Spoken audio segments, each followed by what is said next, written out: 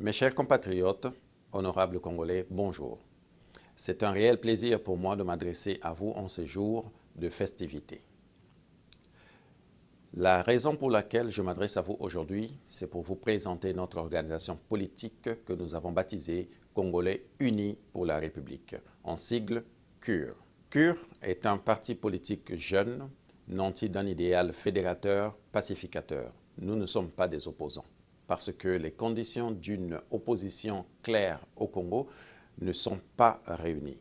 C'est pourquoi CUR se veut un parti progressiste, un parti qui travaille avec tous les Congolais, un parti de détermination, un parti du renouveau. En fait, CUR est un parti tout simplement novateur. Notre objectif, évidemment comme tous les autres partis politiques, étant de conquérir le pouvoir, mais surtout pour présenter aux Congolais notre programme de société, notre plan économique qui unirait toute la nation, du nord au sud, tous les habitants du centre, tout le monde s'y retrouverait. En fait, notre objectif est de faire du Congo tout simplement un endroit où tout le monde trouvera plaisir à vivre. Nous ne sommes pas partisans de la politique de l'autruche, nous n'appliquerons pas la politique du ventre. Notre politique sera tout simplement une politique de consultation, une politique claire, une politique de terrain, où tout le monde devra mettre la main à la pâte pour faire du Congo une vraie nation. Mes chers compatriotes, le Congo traverse actuellement une crise politique majeure et qui ne nous laisse pas indifférents. Ce que Congolais Unis pour la République vous propose sied sur 4 points bien précis. De l'espoir, de la foi, de l'objectivité et de la dignité. De l'espoir, nous l'avons en nous. Chacun de nous a de l'espoir. C'est ce qui explique d'ailleurs comment est-ce que les Congolais vivent malgré le seuil de pauvreté que nous connaissons. Un pays totalement riche, mais totalement pauvre, parce que les gens vivent en dessous du seuil de pauvreté. Mais qu'est-ce qui les maintient en vie? En fait, c'est l'espoir. Cet espoir, nous devons le grandir. En fait, nous devons le garder. Nourrissons-le. Faisons en sorte que cet espoir devienne notre vie. En fait, tenons à l'espoir pour grandir l'espérance. Une fois que nous avons grandi cet espoir, nous atteignons ce que nous appelons la foi. En fait, l'espoir qui devient foi, ce qui nous donne une meilleure garantie de vie parce que la foi entraîne la conviction.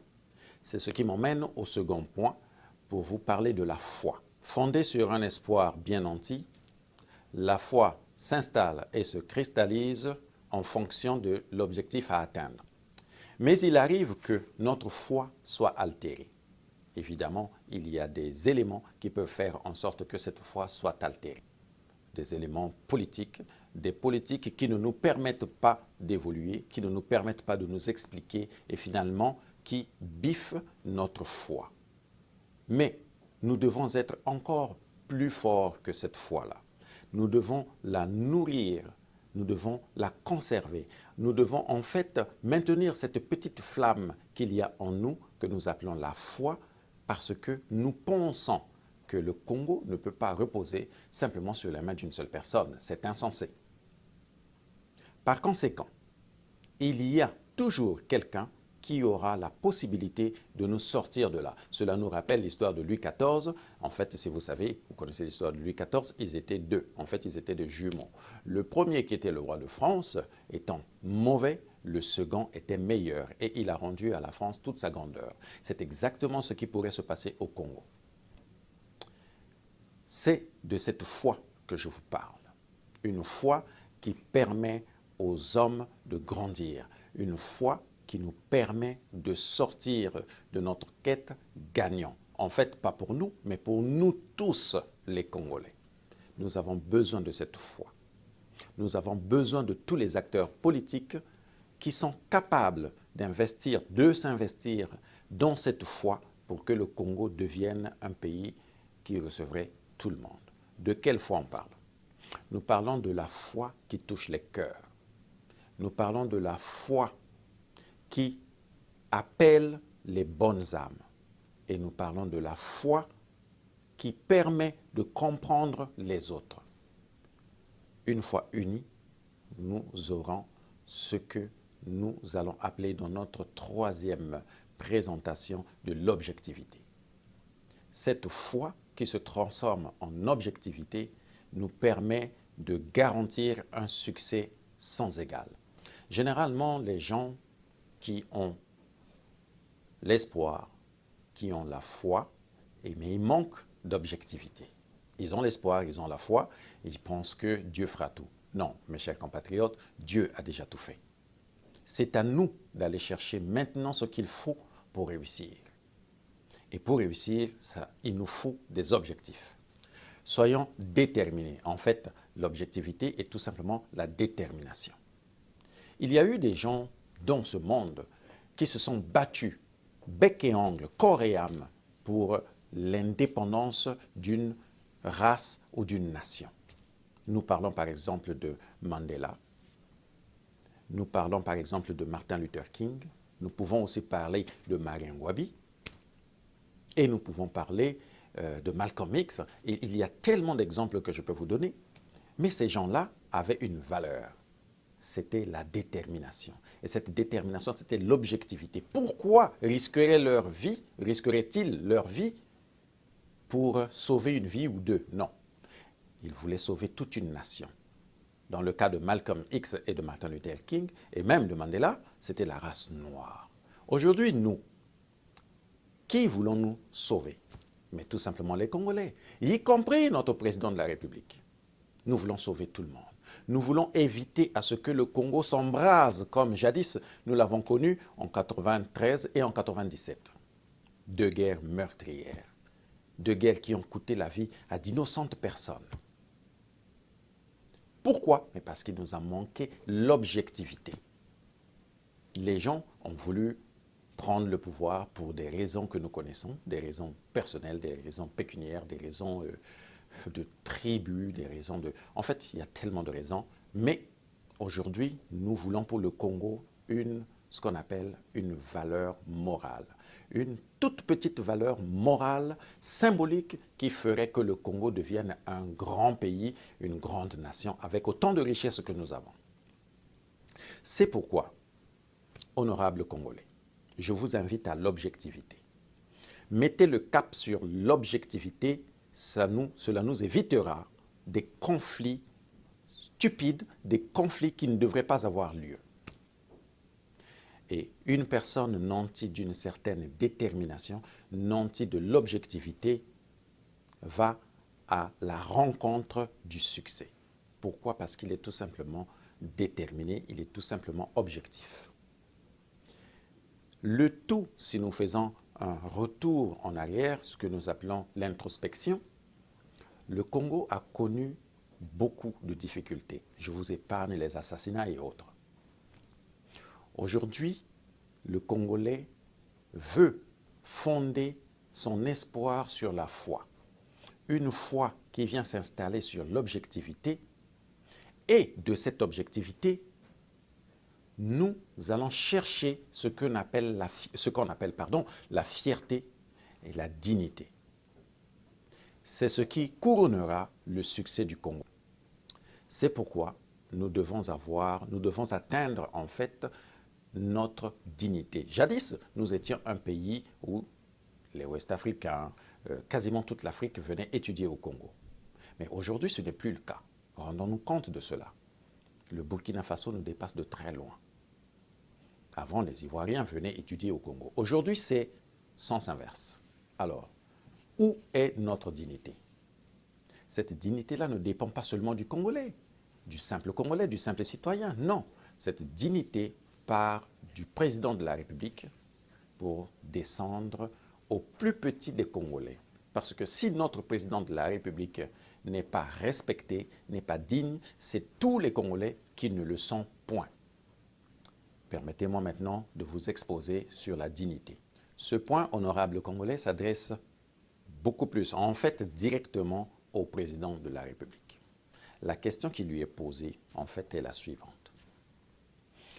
Que voulez-vous que l'on dise de vous une fois que vous n'êtes plus président de la République? Ou que voulez-vous que l'on pense de vous? Parce que la mort étant maîtresse de toute vie, que voulez-vous que l'on pense de vous une fois que vous ne serez plus là?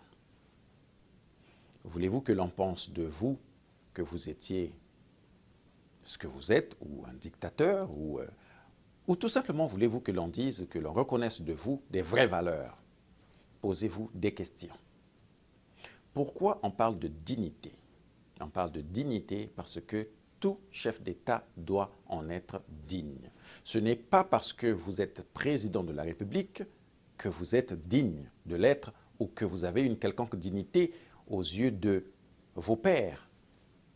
Non, vous pouvez être chef de l'État et ne pas en être digne, ne pas mériter le respect de vos pairs. C'est de ce respect-là que nous vous parlons. Aujourd'hui, peut-être que vous ne prévoyez pas changer la Constitution ou que vous vous laissez tromper par les fameux sages qui viennent vous donner appui afin que vous changiez cette Constitution par erreur. Parce que la première Constitution, quand vous l'avez établie, ces sages n'y étaient pas. Aujourd'hui, curieusement, les fameux sages viennent vous induire en erreur, je me permets de le dire, vous induire en erreur de vouloir changer la Constitution. Je m'adresse à vous maintenant, Monsieur le Président. Un président de la République doit être respecté. Il ne doit pas être craint, comme c'est le cas présentement. C'est vrai, les gens vous craignent. Mais est-ce cela les vraies valeurs d'un chef d'État? Un président de la République doit être respecté. Et ce respect suscite la crainte, non pas de la personne du chef de l'État, mais des institutions mises en place, de la valeur que reflète ce respect. Aujourd'hui, qu'est-ce que nous constatons? Beaucoup de Congolais, même ceux qui n'y pensaient pas, et encore d'autres qui n'en valent peut-être pas la peine, aujourd'hui parlent mal de vous. Et pas seulement mal, vous insultent, vous injurient et vous calomnient. Tous les mots sont permis.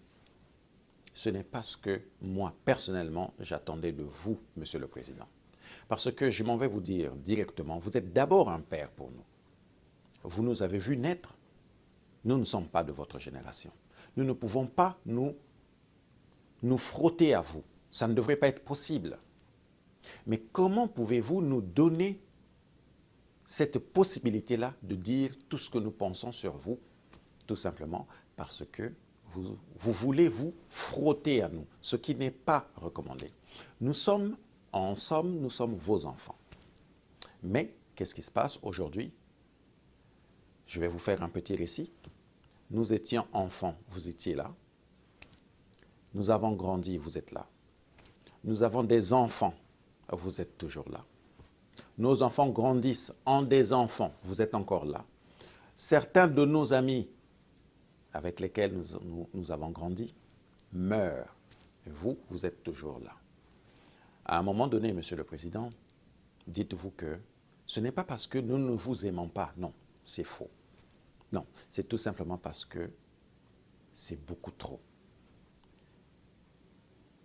Arrangez-vous à ce que la passation se fasse dans le calme. Passez le flambeau.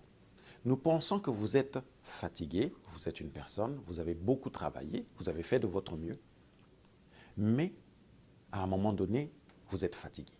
Cependant, nous, ce que nous vous recommandons, c'est de pacifier la transition, car nous ne sommes plus les enfants d'hier, nous avons grandi. Nous sommes des pères de famille. Nous sommes des hommes aujourd'hui capables de prendre le destin du Congo entre nos mains. Mais pour vous dire que nous ne sommes pas prêts parce que le Congo n'a connu qu'une seule révolution, celle du PCT, révolution politique. Et nous, en tant que jeunes, nous vous apportons ce que nous appelons la révolution tranquille, que nous ferons avec vous, Monsieur le Président. Vous êtes notre parrain, vous êtes notre patriarche. Vous êtes le seul président qui n'ait jamais mis autant de temps au pouvoir. À ce titre, nous vous concédons ce qu'on appelle le respect du temps.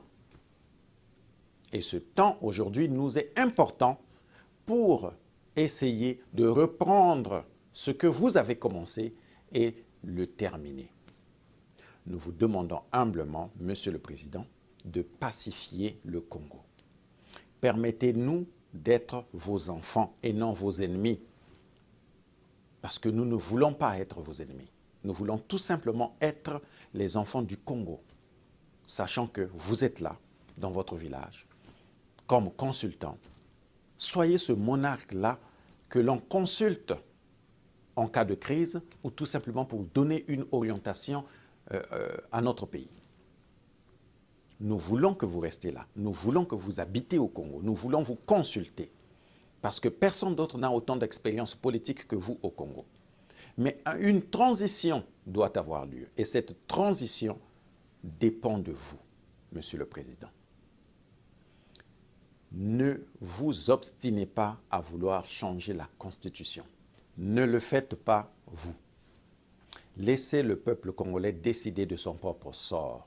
Non pas sans vous, mais avec vous. Que le peuple congolais prenne son sort entre les mains, entre ses mains, à travers une transition pacifique, une transition que le Congolais aura décidé de mettre en place. Une transition qui unira tous les Congolais à travers un gouvernement d'union nationale. Nous vous promettons d'en être le consultant et peut-être même ce guide-là qui nous sortirait du gouffre du bourbier. Monsieur le Président, avec tout le respect que je vous dois et à tous les Congolais, je vous souhaite un joyeux Noël, bien de bonnes choses dans toutes vos familles. Tous mes regrets pour les familles éplorées, pour les familles qui ont perdu des vies, qui ont perdu des personnes importantes au sein de leur famille. Malgré tout, le Congo est pour nous tous. Acceptez mes vœux les meilleurs qui vous accompagnent dans votre lutte contre l'austérité, contre la difficulté, contre tout ce qui est mauvais au Congo. Mais comme je vous ai dit, de l'espoir, de la foi, de l'objectivité et de la dignité, que ces 4 mots étroitement liés vous accompagnent. Au nom de CUR, Congolais unis pour la République, au nom du Congo et au nom de tout le peuple congolais, encore une fois, je vous souhaite un joyeux Noël.